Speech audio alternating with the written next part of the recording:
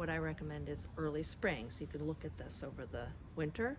You cut back really hard because this is like 3 feet of growth in one season, okay? So you should not be afraid at all to cut these back. See how this is drooping? What you want to do is, like on the taller ones, you want to foster the strength of the ones that are going upward, because off of those will branch and come more. Then you cut them down, then come more. So you can actually bring this up pretty high, like you could need a ladder, so be careful. But I would try to prune away a little bit the ones that are going this way and sideways, foster the ones that are going up. So like this one is your big friend because it's really going straight up. These ones, if you cut this down here, see these little stems here, then you have more coming out this way. So you could have a huge shrub and tall if you wanted. I don't think you want that. I think you need to come in pretty hard in the early spring and even on the top ones.